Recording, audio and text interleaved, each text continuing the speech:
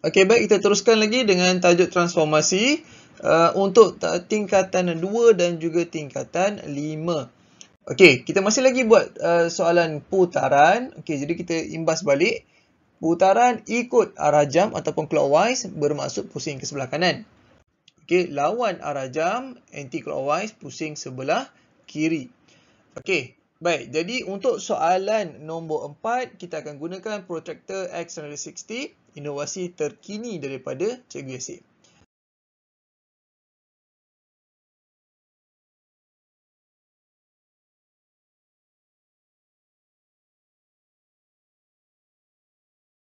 Okey, soalan nombor 4. Huraikan transformasi yang berikut. Okey, jadi katalah kita dapat gambar macam ni, apa yang kita kena buat adalah kita dapatkan bucu yang sepadan. Okay, jadi kita tengok A. A mana pasangan dia? A dengan E. B dengan F. C dengan G, D dengan H. Okey, so kalau kita sambung, apa yang kita nampak adalah dia bersilang pada satu titik. Okey, kalau kamu sambung, dapat macam ni, ini bermaksud namanya adalah putaran 180 darjah. Sebab apa? Sebab dia bersilang pada satu titik sahaja. Okey, itu hint dia. Okey, so dekat mana dia bersilang? Pada 25. Pada 25. Okey, jadi kalau putaran 180 darjah, kita tak perlu tulis ikut arah jam ataupun lawan arah jam. Sebab dia sama je. Jadi kita tulis sahaja putaran 180 darjah pada 25. Okey, selesai soalan A. Okey, soalan B. Okey, soalan B ni, kalau kita sambung macam tadi, kalau kita sambung, kita akan dapat dia berselerak. Kita tak nampak dia ada satu titik persilangan ke, dia berselerak. Nak kata selari pun tak, garisan ni pun tak sama panjang. Okey, kalau dia berselerak, automatik dia adalah putaran 90 darjah ataupun 270 darjah. Okey, jadi kita perlukan apa? Kita perlukan dia punya sudut, kita perlukan dia punya arah, dan kita perlukan dia punya pusat putaran. Okey, berapa ramai yang ada masalah nak tentukan pusat putaran? Cuba angkat tangan. Okey. Saya tahu ramai. Ramai ada masalah nak tentukan di mana pusat putaran. Okey, jadi pada tahun 2016, saya cipta nama dia kaedah Zenter. Okey. Dan alhamdulillah dengan kaedah Zenter ni telah bantu ramai student dan saya pun dapat beberapa award just for this simple method.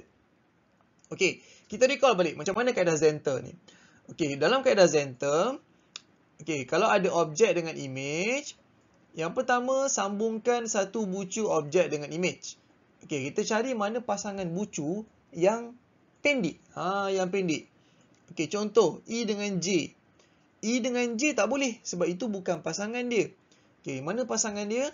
E dengan N. Okey, E dengan N, garis. Okey, step yang kedua, buat garis serenjang dengan panjang yang sama.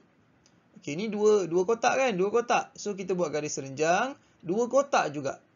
Apa maksud garis serenjang? Sudut dia mesti 90 darjah. Okey, baik. So, bila kita dah buat garis serenjang, kamu akan dapat dua pusat putaran yang mungkin. Saya labelkan, satu saya label dalam, satu saya label luar. Kenapa nama dia dalam? Kenapa nama dia luar? Dalam ni bermaksud dia berada di antara objek dengan image. Dia dekat tengah-tengah. Okey, bukanlah tengah-tengah sangat, dia berada di antara dua ni. So itu maksudnya dalam. Okey. Last kali pilih titik yang di luar. So yang luar inilah dia punya pusat. So pusat dia dekat 4, 9. Okey, kalau luar adalah pusat, okey, dalam adalah dia punya arah. So ingat arah mesti daripada objek ke image. Okey.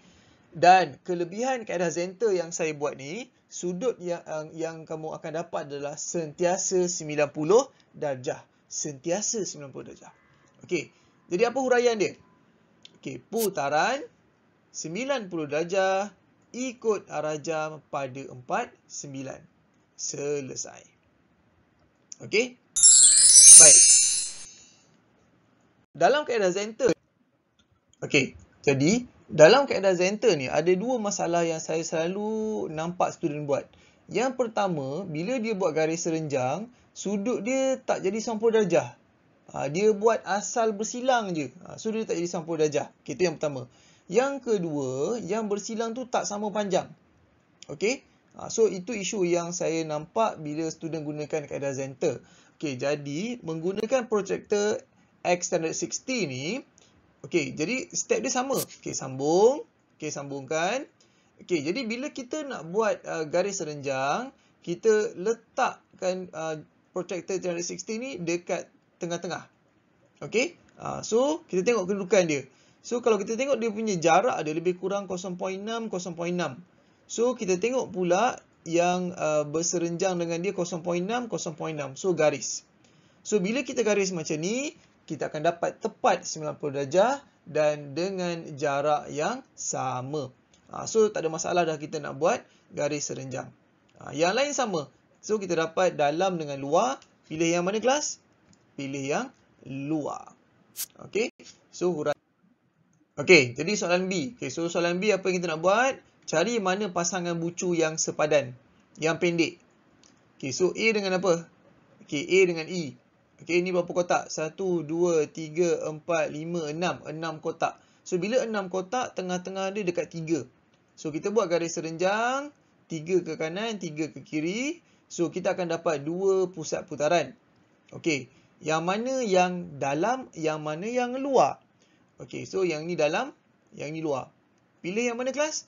Pilih yang luar. Okay, so dia punya pusat putaran adalah pada 01. Dan kita buat arah daripada objek ke image. Okay, so ini apa ni? Ini ikut arah jam ke lawan arah jam? Okay, ini ikut arah jam. Ini ikut arah jam. Okay, dan macam yang saya kata tadi, kalau gunakan kaedah Zenter ni, dia sentiasa 90 darjah. So, tak payah pening-pening dah. Okay, so kita selesaikan.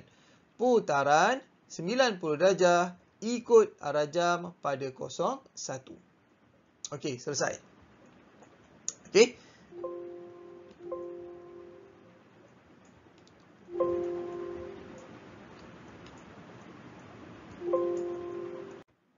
Okey, soalan C. Okey, sama juga. Cari mana pasangan bucu dia yang sepadan. Okey, B dengan H tak boleh. Sebab itu bukan pasangan dia. So, yang pasangan yang sama adalah A dengan E. Berapa kotak? 1, 2, 3. 3 kotak.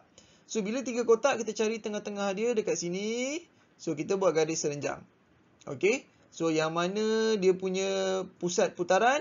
Pilih yang luar. Okey, pilih yang luar. Okey, so jawapannya adalah pada 4, -1. Kita buat dia punya arah. Okey, kelas. Ini apa kelas? Ikut arah jam ke lawan arah jam? Okey, yang ini adalah ikut arah jam. Okey, so jawapannya apa? Putaran 90 darjah ikut arah jam pada 4, -1. Selesai. Okey, soalan D. Okey, sama juga. Cari mana pasangan bucu yang sepadan, yang pendek. So, ni kita nampak B dengan F. 1, 2, 3, 4. 4 kotak. So, kita buat garis serenjang 4 kotak juga. 2 kiri, 2 kanan. So, yang ini adalah dalam. Kenapa dalam? Sebab dia berada di antara 2 poligon. Okey. So, pilih yang luar. So, luar ni adalah 91. So, kali ni kita buat daripada objek ke image. Okey, yang ini adalah lawan arah jam. Lawan arah jam. Okey. Jadi, macam mana huraian dia? Putaran 90 darjah lawan arah jam pada 91. Okey, selesai. Okey. Baik, jadi kepada siapa yang ingin dapatkan protractor X360, boleh layari platform-platform yang disediakan. Terima kasih.